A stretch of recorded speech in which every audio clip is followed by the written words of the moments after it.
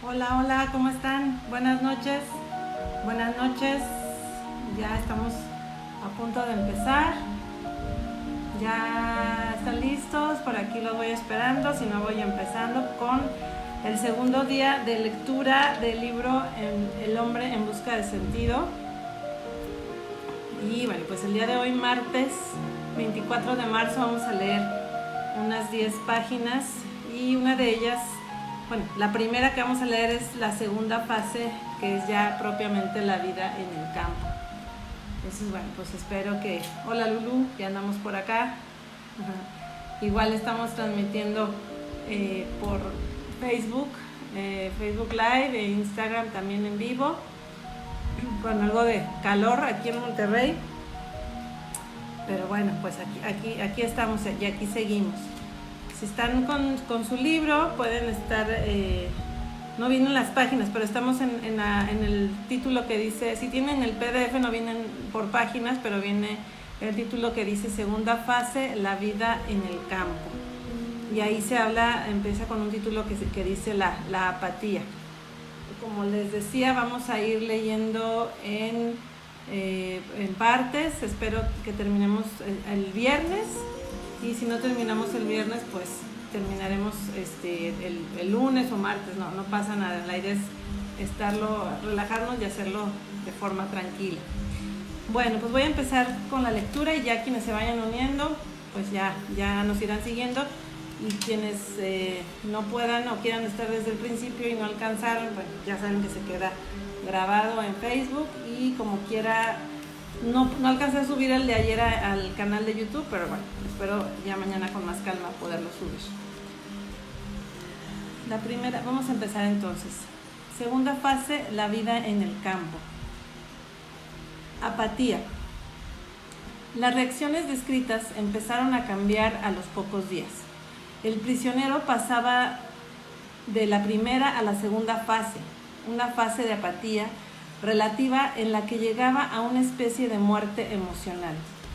Aparte de las emociones ya descritas, el prisionero recién llegado experimentaba las torturas de otras emociones más dolorosas, todas las cuales intentaba amortiguar.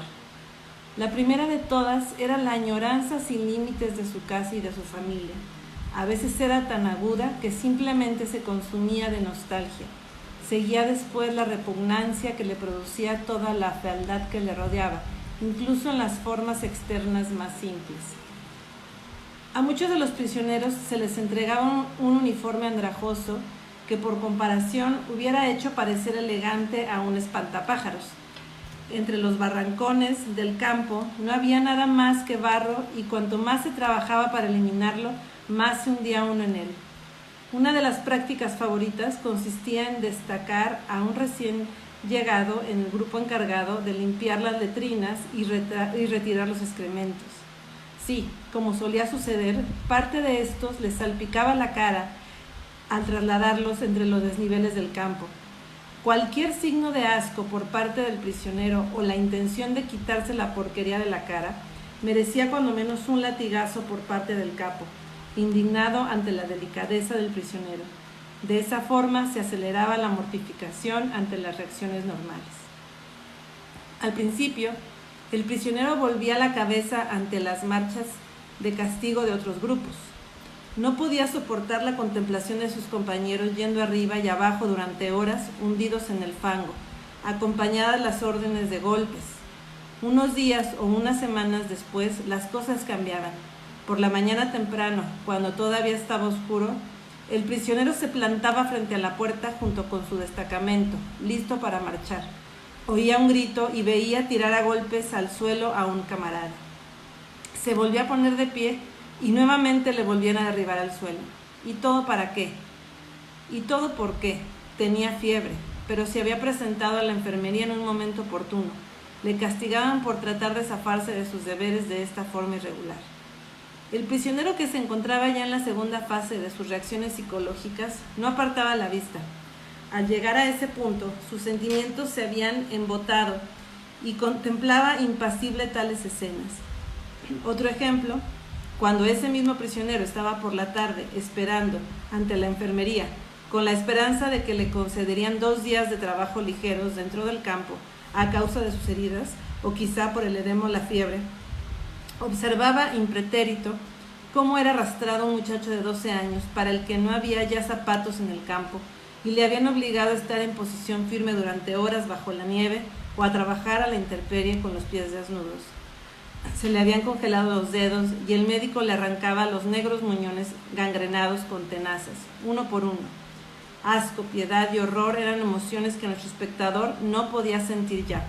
Los que sufrían, los enfermos, los agonizantes y los muertos eran cosas tan comunes para él tras unas pocas semanas en el campo que no le conmovían en absoluto. Y de verdad que aquí digo lo que quisiera comentar, y seguramente se les vino a la mente, es como, bueno, pues ante tanto dolor y ante tanto sufrimiento, ellos, los prisioneros, sienten tal apatía que ya no se conmueven con nada del sufrimiento que están viendo, y pues es algo que también lo podemos ver ahora, ¿no? Tanta violencia, tanto, bueno, recientemente todo lo que, las marchas y todo lo que vimos por el tema de la violencia contra la mujer, y pues la violencia que vemos contra los niños, la inseguridad, cómo nos vamos volviendo también nosotros los seres humanos como en el campo de concentración, ¿no? También nos vamos volviendo apáticos, ¿no? Y nos vamos volviendo indiferentes ante el dolor de la gente, ¿no? Yo creo que esa es de las peores cosas que nos puede suceder cuando ya nos empezamos a volver indiferentes, ¿no? Ya insensibles ante el dolor de los que no nos son conocidos, pero muchas veces también de los que sí conocemos. Estuve algún tiempo en un barrancón cuidando a los enfermos de tifus. Los delirios eran frecuentes, pues casi todos los pacientes estaban agonizando. Apenas acababa de morir uno de ellos y yo contemplaba sin ningún sobresalto emocional la siguiente escena, que se repetía una y otra vez con cada fallecimiento. Uno por uno los prisioneros se acercaban al cuerpo todavía caliente de su compañero. Uno agarraba los restos de las hediondas patatas de la comida del mediodía. Otro decidía que los zapatos de madera del cadáver eran mejores que los suyos y se los cambiaba. Otro hacía lo mismo con el abrigo del muerto, y otro se contentaba con agenciarse, imagínense qué cosa, un trozo de cuerda auténtica. Y esto yo lo veía impertérrito, sin conmoverme lo más mínimo. Pedía al enfermo que retirara el cadáver. Cuando se decidía hacerlo, lo cogía por las piernas, dejaba que se deslizara al estrecho pasillo entre las 2 hileras de tablas que constituían las camas de los 50 enfermos de tifus y los arrastraba por el desigual suelo de tierra hasta la puerta. Los 2 escalones que había que subir para salir al aire libre siempre constituían un problema para nosotros, que estábamos exhaustos por falta de alimentación. Tras unos cuantos meses de estancia en el campo, éramos incapaces de subir las escaleras sin agarrarnos a la puerta para darnos impulso. El hombre que arrastraba el cadáver se acercaba a los escalones. A duras penas podía subir él. A continuación tenía que izar el cadáver, primero los pies, luego el tronco y finalmente, con un ruido extraño, la cabeza del muerto subía botando los 2 escalones. Acto seguido nos distribuían la ración diaria de sopa. Mi sitio estaba en la parte opuesta del barrancón, cerca de la pequeña y única ventana situada casi a ras del suelo. Mientras mis frías manos agarraban la taza de sopa caliente, de la que yo sorbía con avidez, miraba por la ventana. El cadáver que acababan de llevarse me estaba mirando con sus ojos vidriosos. Solo 2 horas antes había estado hablando con aquel hombre. Yo seguía sorbiendo mi sopa. Si mi falta de emociones no me hubiera sorprendido desde el punto de vista del interés profesional, ahora no recordaría este incidente. Tal era el escaso sentimiento que en mí despertaba, ¿no? Entonces, bueno, para las que acaban de llegar, buenas noches. Hola, Adriana. Les estábamos comentando cómo ya en el campo de concentración ya se llega a tal sufrimiento, pues que ya el sufrimiento de los demás comienza a verse con mucha apatía por parte de los mismos prisioneros. Y yo decía cómo nosotros también en el mundo estamos viviendo también con mucha indiferencia ante el sufrimiento. Ya vemos toda la violencia, vemos todo lo que pues las injusticias las vemos así tan normales que ya lo vemos con apatía. Y yo creo que aquí sería importante que en el caso de las que somos mamás, los que son papás, pues podamos transmitir a nuestros hijos que nunca pierdan esa capacidad de sorprenderse y de dolerse también del dolor de los otros, de compadecerse, de sentir empatía, porque cuando en el momento en que sentimos empatía o en el momento en que sentimos, apatía, es cuando dejamos de hacer cosas por los otros, ¿no? Cuando nos volvemos egoístas. Y justo ahora también con todo este tema, coronavirus, violencia y demás, lo que estamos viendo es que lo que más necesita el mundo pues es justamente de lo contrario a la apatía, ¿no? A la empatía. Entonces, tanto dolor también, fíjense de dónde viene, tanto dolor tiene el mundo, tanto dolor tenían en el campo de concentración, que pues los llevó a esa apatía, ¿no? A esa barrera, como a esa defensa, ¿no? A defenderse emocionalmente.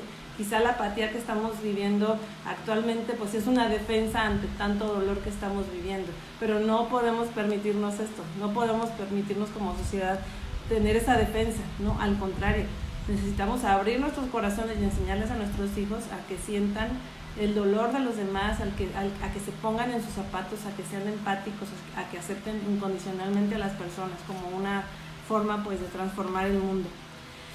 Bueno, vamos en la segunda fase, la vida en el campo, y leímos el título que dice apatía y ahora lo que hace daño, el título que dice lo que hace daño. Les recuerdo que me pueden estar comentando, compartiendo lo que se les venga a la mente, lo pueden poner ahí en el chat. Yo si puedo lo estaré leyendo y comentando aquí mismo, y si no, lo comento después ya terminando la transmisión. Muy bien, lo que hace daño. La apatía, el adormecimiento de las emociones y el sentimiento de que a uno no le importaría ya nunca nada eran los síntomas, de que a uno no le importaría ya nunca nada, eran los síntomas que se manifestaban en la segunda etapa de las reacciones psicológicas del prisionero, y lo que eventualmente le hacían insensible a los golpes diarios casi continuos. Gracias a esta insensibilidad, el prisionero se rodeaba enseguida de un caparazón protector muy necesario. Los golpes se producían a la mínima provocación y algunas veces sin razón alguna. Por ejemplo, el pan se repartía en el lugar donde trabajábamos y teníamos que ponernos en fila para obtenerlo. En una ocasión, el que estaba detrás de mí se corrió ligeramente hacia un lado y esta mínima falta de simetría desagradó al guardián de la SS. Yo no sabía lo que ocurría en la fila detrás de mí, ni lo que pasaba por la mente del guardia, pero de pronto recibí 2 fuertes golpes en la cabeza. Solo entonces me di cuenta de que a mi lado había un guardia y que estaba usando su vara. En tales momentos no es ya el dolor físico lo que más nos hiere, y esto se aplica tanto a los adultos como a los niños. Es la agonía mental causada por la injusticia, por lo irracional de todo aquello. Esta frase para mí es muy fuerte, ¿no? En estos casos, lo voy a repetir, en tales momentos no es ya el dolor físico lo que más nos hiere, o sea, ya no me duele tanto lo que me golpeen, ¿no? Lo que me peguen, ¿no? El dolor físico. Es la agonía mental, es este cansancio mental causado por tanta injusticia y por lo irracional de esas injusticias.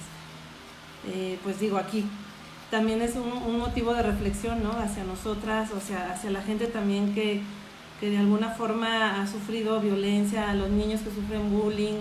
O sea, imagínense que llega un punto en el que a lo mejor ya ni el dolor físico les hiere, ¿no? Sino esta parte, este cansancio mental por la injusticia, por la denigración que se está haciendo con ellos, ¿no? Y que muchas veces lleva a los niños y a las personas pues a tomar otras salidas como el suicidio o como las drogas, ¿no? Como este tipo de salidas, ¿no? Pero imagínense cómo puede llegar una persona a sentir tanto o sea, que ya ni el dolor físico te lastime, ¿no? Porque es más como el pegarle a tu dignidad. Por extraño que parezca, un golpe que incluso no acierte a dar puede, bajo ciertas circunstancias, herirnos más que uno que atine en el blanco. Una vez estaba de pie junto a la vía del ferrocarril bajo una tormenta de nieve. A pesar del temporal, nuestra cuadrilla tenía que seguir trabajando. Trabajé con bastante ahínco, repasando la vía con grava, ya que era la única forma de entrar en calor. Durante unos breves instantes hice una pausa para tomar alimento y apoyarme sobre la pala. Por desgracia, el guardia se dio media vuelta y pensó que yo estaba holgazaneando. El dolor que me causó no fue por sus insultos o sus golpes.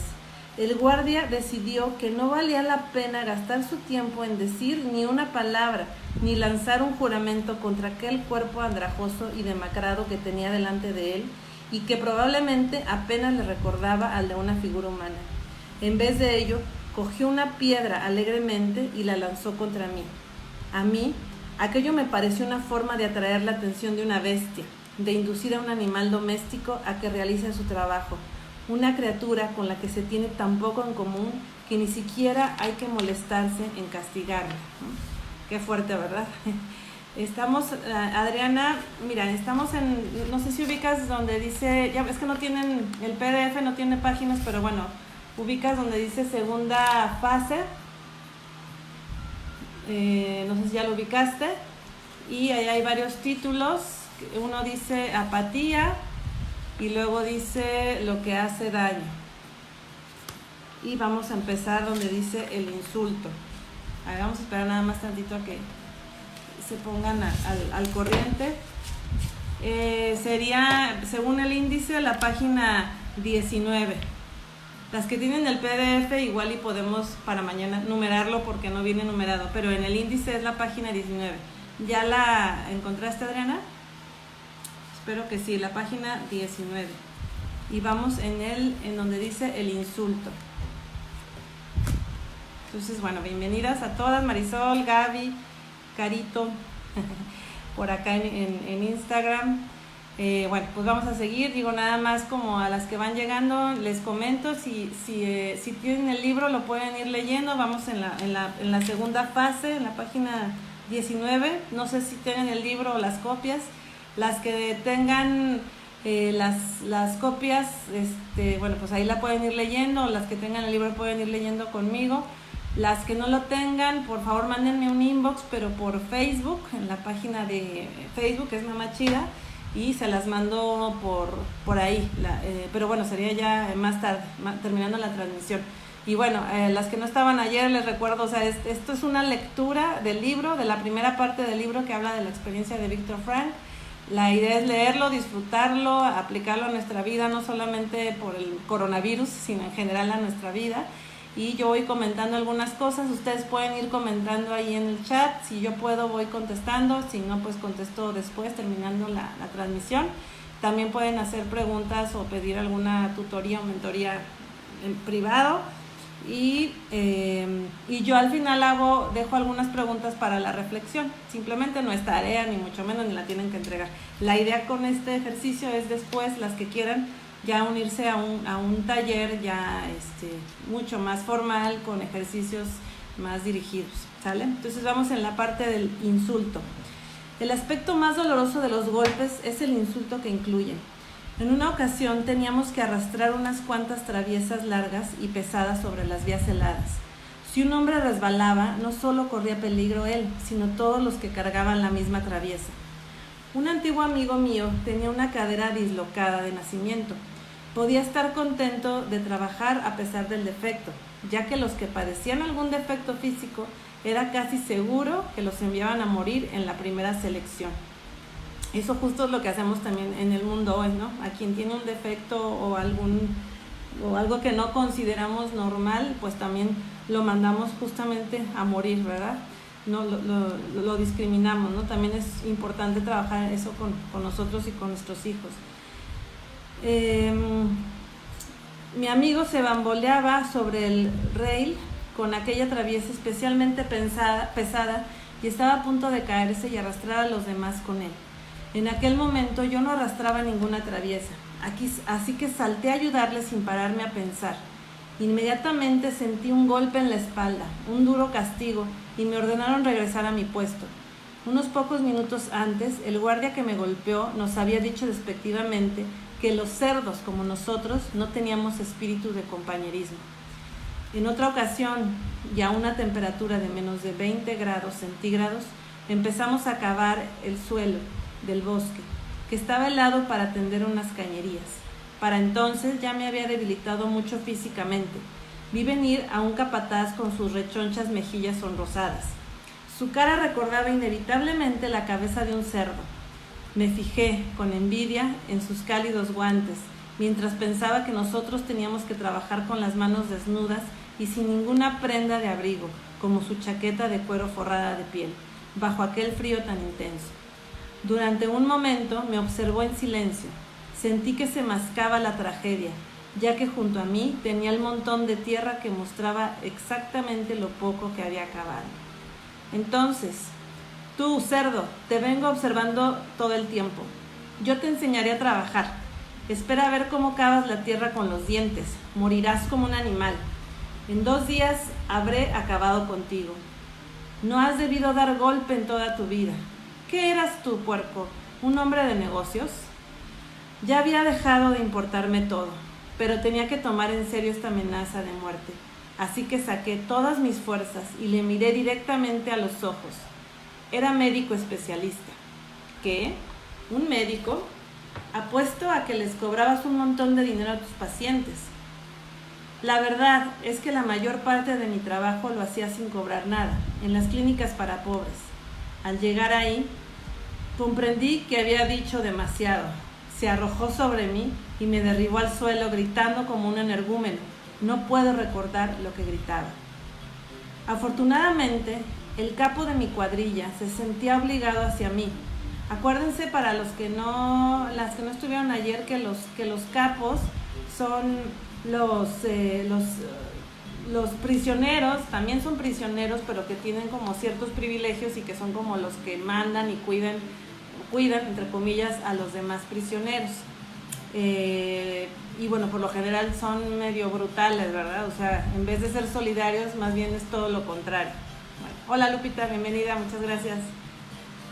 Afortunadamente el capo de mi cuadrilla se sentía obligado hacia mí. Sentía hacia mí cierta simpatía porque yo escuchaba sus historias de amor y sus dificultades matrimoniales que me contaba en las largas caminatas a nuestro lugar de trabajo. Le había causado cierta impresión con mi diagnosis sobre su carácter y mi consejo psicoterapéutico. A partir de este momento me estaba agradecido y ello me fue de mucho valor. En ocasiones anteriores me había reservado un puesto junto a él en las 5 primeras hileras de nuestro destacamento, que normalmente componían 280 hombres. Era un favor muy importante. Teníamos que alinearnos por la mañana muy temprano, cuando todavía estaba oscuro. Todo el mundo tenía miedo de llegar tarde y tener que quedarse en las hileras de la cola. Si se necesitaban hombres para hacer un trabajo desagradable, el jefe de los capos solía reclutar a los hombres que necesitaba de entre los de las últimas filas. Estos hombres tenían que marchar lejos a otro tipo de trabajo, especialmente temido, a las órdenes de guardias desconocidos. De vez en cuando, el capo elegía a los hombres de las primeras 5 filas para sorprender a los que se pasaban de listos. Todas las protestas y súplicas eran silenciadas con unos cuantos puntapiés que daban en el blanco, y las víctimas de su elección eran llevadas al lugar de reunión a base de gritos y golpes. Ahora bien, mientras duraron las confesiones de mi capo, nunca me sucedió eso a mí. Tenía garantizado un puesto de honor junto a él, lo que comportaba además otra ventaja. Como casi todos los que estaban internados en el campo, yo padecía edema de hambre. Mis piernas estaban tan hinchadas y la piel tan tirante que apenas podía doblar las rodillas. No podía atarme los zapatos si quería que cupieran en ellos mis pies hinchados. No hubiera quedado espacio para los calcetines, aun cuando los hubiera tenido. Mis pies, parcialmente desnudos, estaban siempre mojados y los zapatos llenos de nieve. Ello me producía naturalmente congelaciones y sabañones. Cada paso que daba constituía una verdadera tortura. Durante las largas marchas sobre los campos nevados, se formaban en nuestros zapatos carámbanos de hielo. Una y otra vez los hombres resbalaban y los que les seguían tropezaban y caían encima de ellos. Entonces la columna se detenía unos momentos, no demasiados. Pronto entraba en acción uno de los guardias y golpeaba a los hombres con la culata de su rifle, haciendo que se levantaran rápidamente. Cuanto más adelantados estuviera en la columna, menos probabilidades tenía de detenerse y de tener que recuperar después la distancia perdida corriendo con los pies doloridos. Qué agradecido debía sentirme por haber sido designado médico personal de su señoría el capo y por marchar en cabeza a un paso regular. Como pago adicional a mis servicios, yo podía estar seguro de que mientras en nuestro lugar de trabajo se repartiera un plato de sopa a la hora de comer, cuando llegara mi turno, él metería el casillo hasta el fondo del perol para pescar unas pocas habichuelas. Este mismo capo, que anteriormente había sido oficial del ejército, se había atrevido a musitar al capataz, aquel que se había irritado conmigo, que me consideraba un trabajador excepcionalmente bueno. No es que esto me ayudara mucho, pero sí sirvió para salvarme la vida, una de las muchas veces que se salvaría. Al día siguiente del episodio con el capataz, el capo me metió de contrabando en otra cuadrilla de trabajo. Con este suceso aparentemente trivial, quiero mostrar que hay momentos en que la indignación puede surgir incluso en un prisionero aparentemente endurecido. Indignación no causada por la crueldad o el dolor, sino por el insulto al que va unido. Aquella vez, la sangre se me agolpó en la cabeza por verme obligado a escuchar a un hombre que juzgaba mi vida sin tener la más remota idea de cómo era yo. Un hombre, debo confesarlo, la observación que expongo seguidamente la hice a mis compañeros de prisión tras la escena, lo que me produjo un cierto alivio infantil. Un hombre que parecía tan vulgar y tan brutal que la enfermera de la sala de espera de nuestro hospital ni siquiera le hubiera permitido pasar. Había también capataces que se preocupaban por nosotros y hacían cuanto podían por aliviar nuestra situación, cuando menos al pie de obra. Pero aún así no cesaban de recordarnos que un trabajador normal hacía 7 veces nuestro trabajo y en menos tiempo. Entendían, sin embargo, nuestras razones cuando arguíamos que ningún trabajador normal y corriente vivía con 300 gramos de pan, teóricamente, pero en la práctica recibíamos menos, y 1 litro de sopa aguada al día, que un obrero normal no vivía bajo la presión mental a la que nos veíamos sometidos, sin noticias de nuestros familiares, que o bien habían sido enviados a otro campo o habían muerto en las cámaras de gas, que un trabajador normal no vivía amenazado de muerte continuamente, todos los días y a todas horas. Una vez incluso me permití decirle a un capataz amablemente: si usted aprendiera de mí a operar el cerebro con tanta rapidez como yo estoy aprendiendo de usted a hacer carreteras, sentiría un gran respeto por usted. Y él hizo una mueca. Aquí también yo lo que se me viene a la mente comentarles, bueno, es el tema de cómo él logra hacer esa empatía con el capo, que el capo finalmente le va salvando la vida, ¿no? En muchas ocasiones, como lo comenta aquí, y la empatía cómo la logra, ¿no? Él mismo lo dice ahí, la logra por escucharlo, por aconsejarlo, por escuchar sus aventuras, ¿no? Como por generar precisamente esa empatía y ese amor incondicional. Me acuerdo de lo que dice, bueno, Tomás Melendo, que algunas lo conocen, ¿verdad? Es un autor español que habla mucho sobre familia y que habla mucho sobre el amor, y que a veces nos parece un poco como que medio raro, ¿no? Que nos dice, bueno, pues que hay que amar a las personas, y que alguien que es más rudo o recio de corazón o más duro, pues hay que amarlo más, ¿no? Se me vino a la mente justo eso, ¿no? O sea, como muchas veces con la gente con la que no empatamos, o con la gente que no tenemos así como muy buena comunicación, pues lo que la vida nos está pidiendo quizá es que al contrario, ¿verdad? Que le demos más amor a esa persona, ¿no? A pesar de que pues de que a lo mejor esa persona no nos lo dé a nosotros, ¿no? Aquí él logró algo, logró salvar el pellejo también gracias a este capo, y debido a esa misericordia que él tenía con él, a pesar de que él estaba en las pésimas condiciones en las que estaba. La apatía, el principal síntoma de la segunda fase, era un mecanismo necesario de autodefensa. La realidad se desdibujaba y todos nuestros esfuerzos y todas nuestras emociones se centraban en una tarea: la conservación de nuestras vidas y la de otros compañeros. Era típico oír a los prisioneros cuando el atardecer los conducían como rebaños de vuelta al campo desde sus lugares de trabajo, respirar con alivio y decir: bueno, ya pasó el día, ¿no? Se imaginan, ¿no? O sea, ya pasó un día más, ¿no? Respirar por eso. Los sueños de los prisioneros. Fácilmente se comprende que un estado de tal tensión, junto con la constante necesidad de concentrarse en la tarea de estar vivos, forzaba la vida íntima del prisionero a descender a un nivel primitivo. Algunos de mis colegas del campo que habían estudiado psicoanálisis solían hablar de la regresión del internado en el campo, una retirada a una forma más primitiva de vida mental. Sus apetencias y deseos se hacían obvios en los sueños. ¿Pero con qué soñaban los prisioneros? A ver, soñaban con pan, pasteles, cigarrillos y baños de agua templada. El no tener satisfechos estos simples deseos les empujaba a buscar en los sueños su cumplimiento. Si estos sueños eran o no beneficiosos, ya es otra cuestión. El soñador tenía que despertar de ellos y ponerse en la realidad de la vida en el campo y del terrible contraste entre éste y sus ilusiones. Nunca olvidaré una noche en la que me despertaron los gemidos de un prisionero amigo que se agitaba en sueños, obviamente víctima de una horrible pesadilla.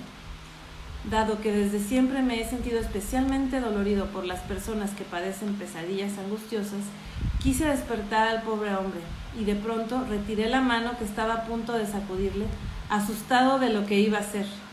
Comprendí enseguida, de una forma vívida, que ningún sueño, por horrible que fuera, podía ser tan malo como la realidad del campo que nos rodeaba y a la que estaba a punto de devolverlo. O sea, esto también es muy fuerte, ¿no? Prefirió no despertarlo de esa horrible pesadilla que estaba teniendo en su sueño, porque seguramente esa pesadilla no podía ser tan horrible como la realidad que estaba viviendo. El hambre.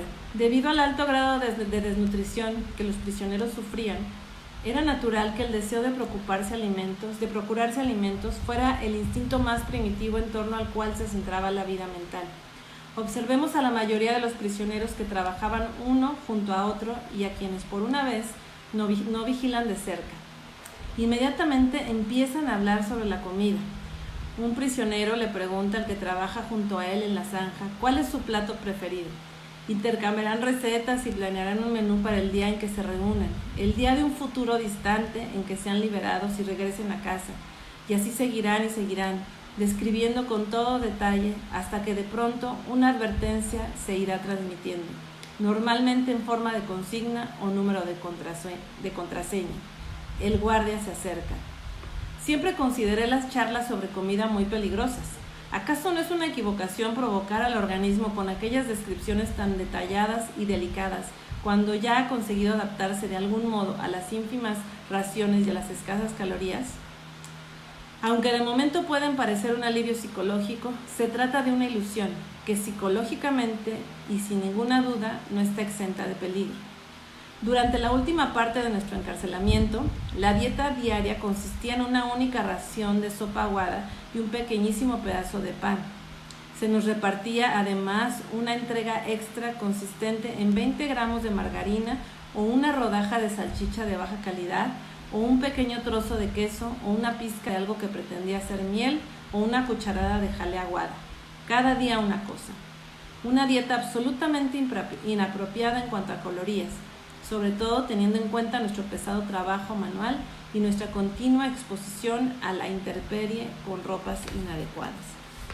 Los enfermos que necesitaban cuidados especiales, es decir, a los que permitían quedarse en el barrancón en vez de ir a trabajar, estaban todavía en peores condiciones. Cuando desaparecieron por completo las últimas capas de grasa subcutánea y parecíamos esqueletos disfrazados con pellejos y andrajos, comenzamos a observar cómo nuestros cuerpos se devoraban a sí mismos. El organismo digería sus propias proteínas y los músculos desaparecían. Al cuerpo no le quedaba ningún poder de resistencia. Uno tras otro, los miembros de nuestra pequeña comunidad del barrancón morían. Cada uno de nosotros podía calcular con toda precisión quién sería el próximo y cuándo le tocaría a él. Tras muchas observaciones, conocíamos bien los síntomas, lo que hacía que nuestros pronósticos fuesen siempre acertados. No va a durar mucho, o él es el próximo, nos susurrábamos entre nosotros. Y cuando en el curso de nuestra diaria búsqueda de piojos veíamos nuestros propios cuerpos desnudos, llegada la noche, pensábamos algo así: Este cuerpo, mi cuerpo, es ya un cadáver. ¿Qué ha sido de mí? No soy más que una pequeña parte de una gran masa de carne humana, de una masa encerrada tras la alambrada de espinas, agolpada en unos cuantos barrancones de tierra. Una masa de la cual día tras día va descomponiéndose un porcentaje porque ya no tiene vida.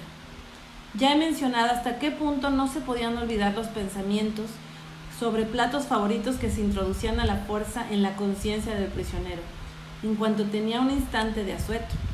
Tal vez pueda entenderse, pues, que aún el más fuerte de nosotros soñara con un futuro en el que tendría buenos alimentos y en cantidad, no por el hecho de la comida en sí, sino por el gusto de saber que la existencia infrahumana que nos hacía incapaces de pensar en otra cosa que no fuera comida, se acabaría por fin de una vez. O sea, no era tanto pensar en la comida por la comida, sino en ese futuro esperanzador en el cual ya no iban a estar viviendo eso que estaban viviendo, ¿no? Y acuérdense, esto es algo que lo hemos estado repitiendo, o sea, esto es algo que los mantuvo vivos, ¿no? Esa esperanza, ese ver a mi esposa, ese comerme ese platillo, ¿no? Ese poder escribir mi libro, ¿no? Y más que en sí el hecho de la comida o de ver a tal o cual persona, dentro de ellos era esa esperanza de tener un mejor futuro, ¿no? Que eso, pues digo, yo lo tomo totalmente como elemento y más en estos momentos, ¿no? O sea, tener como esa esperanza y ese, pues no vivir, no necesariamente es que vivamos en el futuro, ¿no? Pero sí tener proyectado la esperanza en que las cosas pueden y van a estar mejor, porque hemos vivido todas situaciones muy difíciles. Ayer fue una de las tareas, de las preguntas que dejé, y yo les decía, ¿cuántas veces dijimos, no, yo no puedo con esto, yo no puedo con esta situación, esto es mucho más fuerte que yo nunca podría pasar lo que pasó a esta persona? Y después resulta que pasado el tiempo ya lo vivimos y sí pudimos. Entonces, esta mirada en el futuro, no tanto como para evadir, sino como, no veo el futuro para evadir mi presente, veo el futuro para proyectar lo que yo quiero, la esperanza que puedo tener y la motivación que puede tener mi vida. Los que no hayan pasado por una experiencia similar difícilmente pueden concebir el conflicto mental destructor del alma ni los conflictos de la fuerza de voluntad que experimenta un hombre hambriento. Difícilmente pueden aprender lo que significa permanecer de pie cavando una trinchera sin oír otra cosa que la sirena anunciando las 9:30 o las 10 de la mañana. La media hora de descanso para almorzar, cuando se repartía el pan, si es que lo había, preguntando una y otra vez al capitán, si este no era un tipo excesivamente desagradable, qué hora era, tocar después con cariño un trozo de pan en el bolsillo, cogiéndolo primero con los dedos helados, sin guantes, partiendo después una migaja, llevársela a la boca, para finalmente, con un último esfuerzo de voluntad, guardársela otra vez en el bolsillo, prometiéndose a uno mismo aquella mañana que lo conservaría hasta mediodía. Podíamos sostener discusiones inacabables sobre la sensatez o insensatez de los métodos utilizados para conservar la ración diaria de pan que durante la última época de nuestro confinamiento solo se nos entregaba una vez al día. Había dos escuelas de pensamiento. Una era partidaria de comerse la ración de pan inmediatamente. Esto tenía la doble ventaja de satisfacer los peores retortijones del hambre, los más dolorosos durante un breve periodo de tiempo, al menos una vez al día, e impedía posibles robos o la pérdida de la ración. El segundo grupo sostenía que era mejor dividir la porción y utilizaba diversos argumentos. Finalmente, yo engrosé las filas de este último grupo. El momento más terrible de las 24 horas de la vida en un campo de concentración era el despertar. Cuando todavía de noche los 3 agudos pitidos de un silbato nos arrancaban sin piedad de nuestro dormir exhausto y de las añoranzas de nuestros sueños. Empezábamos entonces a luchar con nuestros zapatos mojados en los que a duras penas podíamos meter los pies, llagados e hinchados por el edema. Y entonces venían los lamentos y quejidos de costumbre por los pequeños fastidios, tales como enganchar los alambres que reemplazaban a los cordones. Una mañana vi a un prisionero al que tenía por valiente y digno llorar como un crío porque tenía que ir por los caminos nevados con los pies desnudos, al haberse encogido sus zapatos demasiado como para poder llevarlo. En aquellos fatales minutos yo gozaba de un mínimo alivio. Me sacaba del bolsillo un trozo de pan que había guardado la noche anterior y lo masticaba absorto en un puro deleite. Sexualidad. La desnutrición, además de ser causa de la preocupación general por la comida, probablemente explica también el hecho de que el deseo sexual brillara por su ausencia. Aparte de los efectos del shock inicial, este parece ser la única explicación del fenómeno que un psicólogo se veía obligado a observar en aquellos campos solo de hombres, que en oposición a otros establecimientos estrictamente masculinos, como los barrancones del ejército, la perversión sexual era mínima. Incluso en sueños, el prisionero se ocupaba muy poco del sexo, aun cuando, según el psicoanálisis, los instintos inhibidos, es decir, el deseo sexual del prisionero junto con otras emociones, deberían manifestarse de forma muy especial en los sueños. Ausencia del sentimentalismo.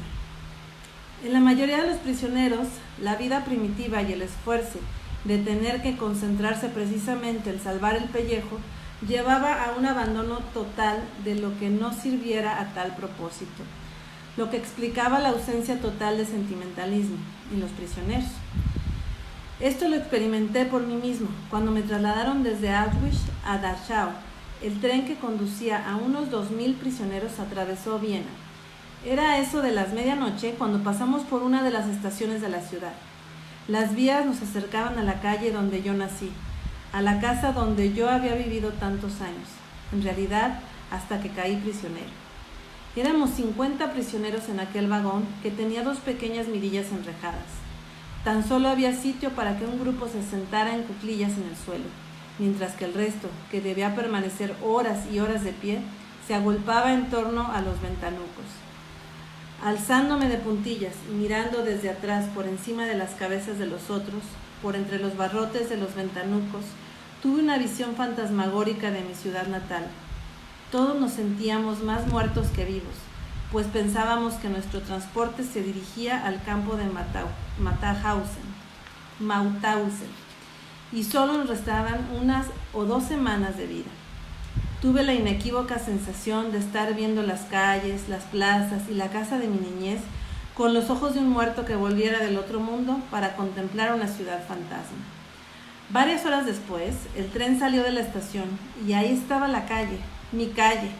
Los jóvenes que ya habían pasado años en un campo de concentración y para quienes el viaje constituía un acontecimiento, escudriñaban el paisaje a través de las mirillas. Les supliqué, les rogué que me dejasen pasar delante aunque fuera solo un momento. Intenté explicarles cuánto significaba para mí en ese momento mirar por el ventanuco, pero mis súplicas fueron desechadas con rudeza y cinismo. ¿Que has vivido ahí tantos años? Bueno, entonces ya los tienes demasiado visto. Ay, qué fuerte, ¿verdad? Bueno, política y religión. Esta ausencia de sentimientos en los prisioneros con experiencia es uno de los fenómenos que mejor expresan esta desvalorización de todo lo que no redunda en interés de la conservación de la propia vida, ¿no? Lo que leíamos hace rato sobre, que les decía yo que qué fuerte, ¿no? O sea, no lo dejaron ver su ciudad, ¿no? O sea, como donde él vivió, donde él estuvo de niño, porque eran pues prisioneros que realmente llegaron muy niños a los campos de concentración y entonces pues poco habían visto del mundo, poco se acordaban del mundo. Y pues digo, esto suena muy duro, ¿no? ¿Cómo no dejarlo ver? Sin embargo, pues es justo esto, ¿no? Es lo que les pasaba era que estaban como con un instinto de conservación de su propia vida, ¿no?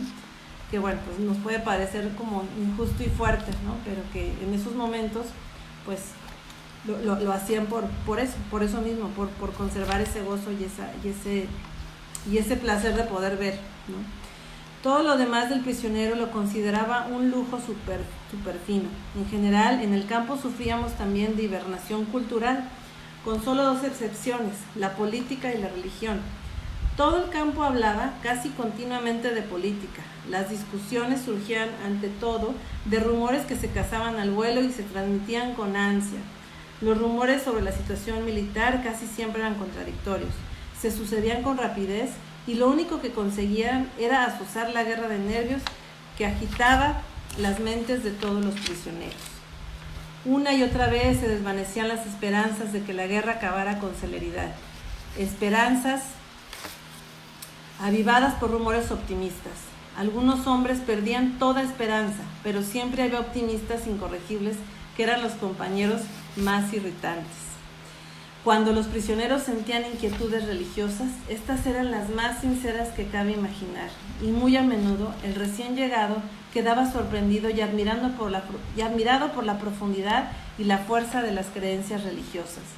A este respecto, lo más impresionante eran las oraciones o los servicios religiosos improvisados en el rincón de un barrancón o en la oscuridad del camión de ganado en que nos llevaban de vuelta al campo desde el lejano lugar de trabajo, cansados, hambrientos y helados bajo nuestras ropas harapientas. Durante el invierno y la primavera de 1945 se produjo un brote de tifus que afectó a casi todos los prisioneros. El índice de mortalidad fue elevado entre los más débiles, quienes habían de continuar trabajando hasta el límite de sus fuerzas. Los chamizos de los enfermos carecían de las mínimas condiciones, apenas teníamos medicamentos, ni personal sanitario. Algunos de los síntomas de la enfermedad eran muy desagradables, una aversión irreprimible a cualquier migaja de comida, lo que constituía un peligro más para la vida, y terribles ataques de delirio. El peor de los casos de delirio lo sufrió un amigo mío que creía que se estaba muriendo, y al intentar rezar era incapaz de encontrar las palabras. Para evitar estos ataques, yo y muchos intentábamos permanecer despiertos la mayor parte de la noche. Durante horas redactaba discursos mentalmente. En un momento dado, empecé a reconstruir el manuscrito que había perdido en la cámara de desinfección de Auschwitz. Y en taquigrafía garabateé las palabras clave en trozos de papel diminutos. Ahorita ya va a hablar un poquito más de cuestiones también más espirituales, pero sí les comento, o sea que la logoterapia de Viktor Frankl sí rescata mucho la parte espiritual del hombre, más allá de la religión o de las creencias que cada quien tenga. Y él habla pues de que el ser humano se distingue de los animales por la conciencia, ¿no? Y la conciencia de que tenemos conciencia, o sea, yo como ser humano me doy cuenta de que me doy cuenta. Eso es la conciencia racional del ser humano. Pero Viktor Frankl habla de como un segundo o un tercer nivel de conciencia, que es la conciencia espiritual. Es decir, yo me doy cuenta de que me doy cuenta, pero aparte asumo, o sea, tomo una postura de eso que estoy viviendo y asumo la responsabilidad de lo que estoy viviendo, ¿no? Que es un poco de lo que decíamos ayer. Esa es la parte como de la conciencia espiritual de la que habla Viktor Frankl. Me doy cuenta de que me doy cuenta, pero no me quedo ahí, sino que tomo una postura frente a ello y asumo con la responsabilidad de mis elecciones y asumo las consecuencias. Una sesión de espiritismo. De vez en cuando se suscitaba una discusión científica y en una ocasión presencié algo que jamás había visto durante mi vida normal, aun cuando tangencialmente se relacionaba con mis intereses científicos, una sesión de espiritismo. Me invitó el médico jefe del campo prisionero, también, quien sabía que yo era psiquiatra. La reunión tuvo lugar en su pequeño despacho de la enfermería. Se había formado un pequeño círculo de personas entre los que se encontraba de modo totalmente antirreglamentario el oficial de seguridad del equipo sanitario. Un prisionero extranjero comenzó a invocar a los espíritus con una especie de oración. El administrativo del campo estaba sentado ante una hoja de papel en blanco, sin ninguna intención consciente de escribir. Durante los 10 minutos siguientes, transcurridos los cuales la sesión concluyó ante el fracaso del medium en conjurar a los espíritus para que se mostraran, su lápiz trazó despacio unas cuantas líneas en el papel, hasta que fue apareciendo de forma bastante legible Vae V. Me aseguraron que el administrativo no sabía latín y que nunca antes había oído las palabras Vae Victis. ¡Ay, los vencidos! Mi opinión personal es que seguramente las habría oído alguna vez, aunque sin llegar a captarlas de forma consciente, y quedaron almacenadas en su interior para que el espíritu de su subconsciente, las recogiera unos meses antes de nuestra liberación y del final de la guerra. La huida hacia el interior. A pesar del primitivismo físico y mental imperantes a la fuerza, en la vida del campo de concentración aún era posible desarrollar una profunda vida espiritual. Se imaginan, a pesar de las circunstancias, era posible desarrollar una profunda vida espiritual. No cabe duda que las personas sensibles, acostumbradas a una vida espiritual rica, sufrieron muchísimo.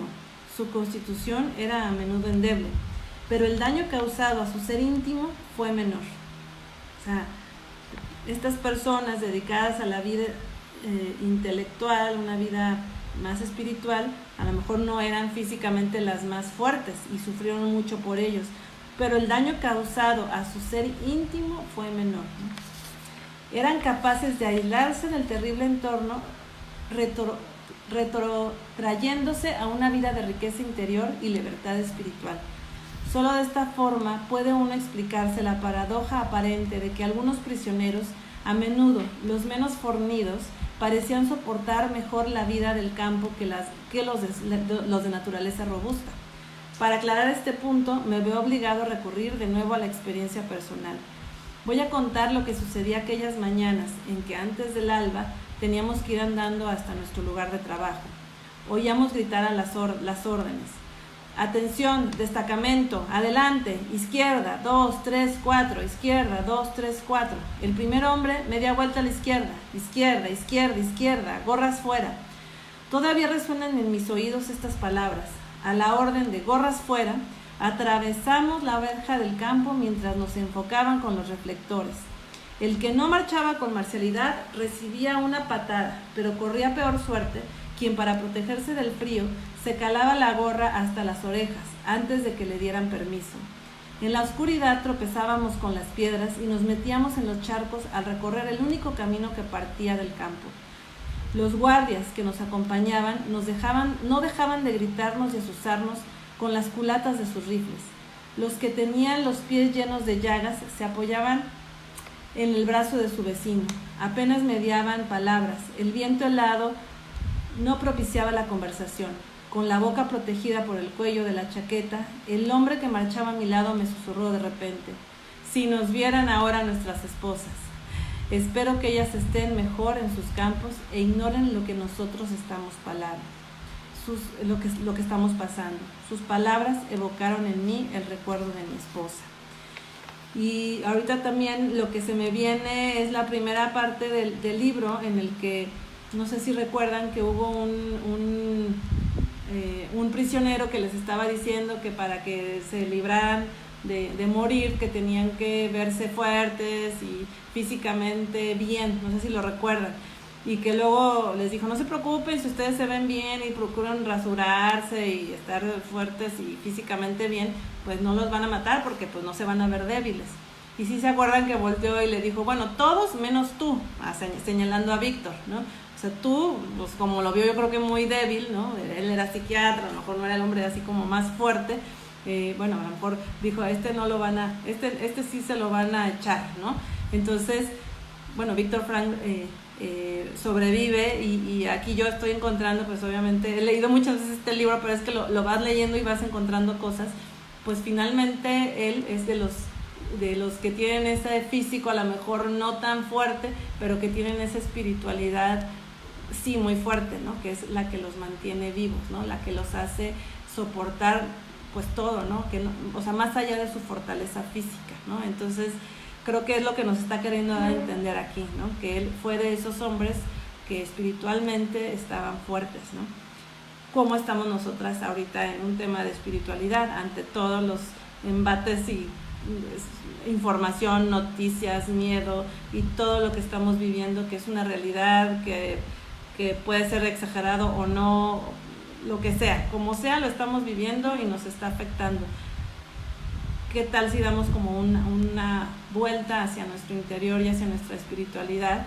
Y aparte de comer sanamente, de tomar vitamina C y todas las cosas que podemos hacer para estar fuertes, ¿por qué no nos damos estas dosis también de espiritualidad, que a final de cuentas pues son las que nos van a poder sacar adelante? Cuando todo se ha perdido. A ver, nada más déjenme las saludo. Hola, hola. Cuando todo se ha perdido. Ya nada más nos faltan 3 hojas para terminar con la parte de este día. Mientras marchábamos a trompicones durante kilómetros, resbalando en el hielo y apoyándonos continuamente el uno en el otro, no dijimos palabra, pero ambos lo sabíamos. Cada uno pensaba en su mujer. De vez en cuando, yo levantaba la vista al cielo y veía diluirse las estrellas al primer albor rosáceo de la mañana, que comenzaba a mostrarse tras una oscura franja de nubes. Pero mi mente se aferraba a la imagen de mi mujer, a quien vislumbraba con extraña precisión. La oía contestarme, la veía sonriéndome con su mirada franca y cordial. Real o no, su mirada era más luminosa que el sol del amanecer. Un pensamiento me petrificó. Por primera vez en mi vida comprendí la verdad vertida en las canciones de tantos poetas y proclamada en la sabiduría definitiva de tantos pensadores. La verdad de que el amor es la meta última y más alta a que pueda aspirar el hombre. Fue entonces cuando aprendí el significado del mayor de los secretos que la poseía. El pensamiento y el credo humano se intentan comunicar. La salvación del hombre está en el amor y a través del amor. Comprendí cómo el hombre, desposeído de todo en este mundo, todavía puede conocer la felicidad, aunque sea solo momentáneamente, si contempla al ser querido. Cuando el hombre se encuentra en una situación de total desolación, sin poder expresarse por medio de una acción positiva, cuando su único objetivo es limitarse a soportar los sufrimientos correctamente, con dignidad, ese hombre puede, en fin, realizarse en la amorosa contemplación de la imagen del ser querido. Por primera vez en mi vida podía comprender el significado de las palabras: los ángeles se pierden en la contemplación perpetua de la gloria infinita. Bueno, este párrafo, si tienen ahí pluma, yo creo que está como para que lo subrayemos, ¿no? Comprendí cómo el hombre desposeído de todo en este mundo todavía puede conocer la felicidad. Bueno, antes de eso, dice: la salvación del hombre está en el amor y a través del amor. Comprendí cómo el hombre desposeído de todo en este mundo todavía puede conocer la felicidad, aunque sea solo momentáneamente, si contempla al ser querido. Cuando el hombre se encuentra en una situación de total desolación, sin poder expresarse por medio de una acción positiva, cuando su único objetivo es limitarse a soportar los sufrimientos correctamente, con dignidad, ese hombre puede, en fin, realizarse con la amorosa contemplación de la imagen del ser querido. Por primera vez en mi vida podía comprender el significado de las palabras: los ángeles se pierden en la contemplación perpetua de la gloria infinita, ¿no? Yo aquí les preguntaría, ¿cuántas veces el amor las ha salvado? ¿Cuántas veces ese pensamiento de amor, sobre todo pues, respecto a los seres queridos, nos ha salvado de la tristeza, o nos ha ayudado a levantarnos de situaciones difíciles, o nos ha ayudado a despertar, ¿no? A seguir con vida, a seguir luchando, ¿no? Pues es precisamente, y no es nada más romanticismo, ¿no? Es precisamente, y gracias, como dice él, al amor, porque él lo vivió. O sea, estaba en un momento crítico y de mucho sufrimiento, en el que ni siquiera pensar en el amor era: voy a ver a mi esposa al ratito en la noche. O sea, quién sabe si la vuelva a ver, pero como ese pensamiento en el ser querido, ese pensamiento de amor, lo pudo mantener vivo. Delante de mí, bueno, y es un consejo, ¿verdad?, que nos está dando a nosotras también, en los momentos difíciles, en los momentos duros, en los momentos de más desesperanza, si es que la están teniendo ahorita por lo que sea, pues transformemos nuestros pensamientos en pensamientos de amor. Pensemos en los que más amamos y en los que más queremos. Eso es como una buena medicina, digamos. Delante de mí tropezó y se desplomó un hombre, cayendo sobre él los que le seguían. El guarda se precipitó hacia ellos y a todos alcanzó con su látigo. Este hecho distrajo mi mente de sus pensamientos unos pocos minutos, pero pronto mi alma encontró de nuevo el camino para regresar a su otro mundo. Y olvidándome de la existencia del prisionero, continué con la conversación con mi amada. Yo le hacía preguntas y ella contestaba. A su vez, ella me interrogaba y yo respondía. Muy bien. Alto. Habíamos llegado a nuestro lugar de trabajo. Todos nos abalanzamos dentro de la oscura caseta con la esperanza de obtener una herramienta medio decente. Cada prisionero tomaba una pala o un zapapico. ¿Es que no podéis daros prisa, cerdos? Al cabo de unos minutos reanudamos el trabajo en la zanja, donde le dejamos al día anterior. La tierra helada se resquebrajaba bajo la punta del pico, despidiendo chispas. Los hombres permanecían silenciosos, con el cerebro entumecido. A ver, me voy a detener tantito, chicas, en Facebook, porque aquí ya se terminó en Instagram, entonces voy a volver a ponerla. Denme un segundo. Ahorita continúo, ya nada más nos falta un parrafito. Nada más que no quiero continuar si no estoy aquí con las personas que estaban en el live en Instagram.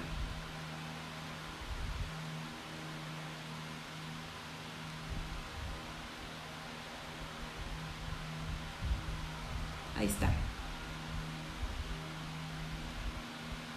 Bueno, aquí recuperando a las de Instagram. Regresen. Bueno. Muy bien. Alto, habíamos llegado a nuestro lugar de trabajo. Todos nos alabábamos, bueno, vamos más abajo. ¿Es que no podéis daros prisa, cerdos? Al cabo de unos minutos reanudamos el trabajo en la zanja, donde lo dejamos al día anterior. La tierra helada se resquebrajaba bajo la punta del pico, despidiendo chispas. Los hombres permanecían silenciosos, con el cerebro entumecido. Mi mente se aferraba aún a la imagen de mi mujer. Un pensamiento me asaltó. Ni siquiera sabía si ella vivía aún. Solo sabía una cosa, algo que para entonces ya había aprendido bien: que el amor trasciende la persona física del ser amado y encuentra su significado más profundo en su propio espíritu, en su yo íntimo. Que esté o no presente, y aún siquiera que continúe viviendo, deja de algún modo de ser importante. No sabía si mi mujer estaba viva, ni tenía miedo de averiguarlo. Durante todo el tiempo de reclusión no hubo contacto postal alguno con el exterior, pero para entonces ya había dejado de importarme. No necesitaba saberlo. Nada podía alterar la fuerza de mi amor, de mis pensamientos o de la imagen de mi amada. Si entonces hubiera sabido que mi mujer estaba muerta, creo que hubiera seguido entregándome, insensible a tal hecho, a la contemplación de su imagen, y que mi conversación mental con ella hubiera sido igualmente real y gratificante. Ponme como sello sobre tu corazón, pues fuerte es el amor como la muerte, del Cantar de los Cantares. Bueno, pues aquí le vamos a dejar, vamos a continuar mañana, y yo las 3 preguntas que les quiero plantear y que las voy a dejar también escritas es: ¿cómo visualizas tu futuro? O sea, es como una pregunta que les lanzo y que les invito a que se hagan. ¿Cómo visualizas tu futuro? ¿Lo visualizas desde la angustia? ¿Lo visualizas desde la preocupación? ¿O lo visualizas con esperanza? Si lo visualizas desde la preocupación y la angustia, no pasa nada, está bien, o sea, no, ahora sí que no me lo van a entregar, y es un ejercicio interior, ¿no? Es una tarea para con ustedes mismas. La invitación es a que empecemos a visualizar el futuro desde la esperanza, no tanto desde la angustia, con fe, digamos, ¿no? La otra pregunta que les voy a hacer es: ante la situación que estamos viviendo actualmente, sea del coronavirus o sea de la violencia o sea de alguna situación personal fuerte, porque no todo en la vida es coronavirus, sino que cada quien debe tener pues sus propias situaciones. La pregunta es: ¿lo estoy viviendo con espiritualidad? Y la espiritualidad, o sea, es esta visión trascendente del ser humano.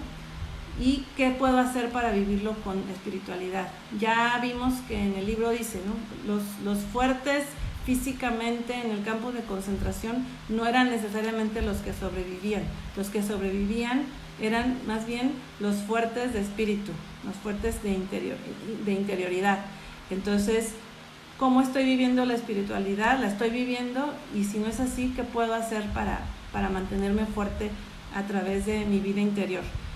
Y la última es, ante las situaciones difíciles que pueda estar viviendo hoy por hoy, ¿qué pensamientos de amor me propongo tener? Cada vez que me llegue un pensamiento difícil, de angustia, de preocupación, ¿cuáles son los pensamientos de amor que voy a tener hacia mi familia, hacia mis hijos, hacia mis padres, hacia algún proyecto también, hacia la humanidad? No sé. Entonces, bueno, pues cada quien que lo pueda resolver. Entonces, bueno, pues nos vemos mañana. Ya saben, los que llegaron, bienvenidos. Poli, ¿cómo estás? Enrique, saludos a Puebla. Y bueno, saludos allá a Guadalajara, Iracet, Zacatecas, Lupita y a todos. Qué padre que se pudieron conectar aunque sea un ratito. Y nos vemos mañana a las 10:30 si quieren y si pueden, y si no, pues ya saben, se queda grabado y ahí les mando las preguntas. Saludos a todos. Bye. Cuídense, lávense las manos.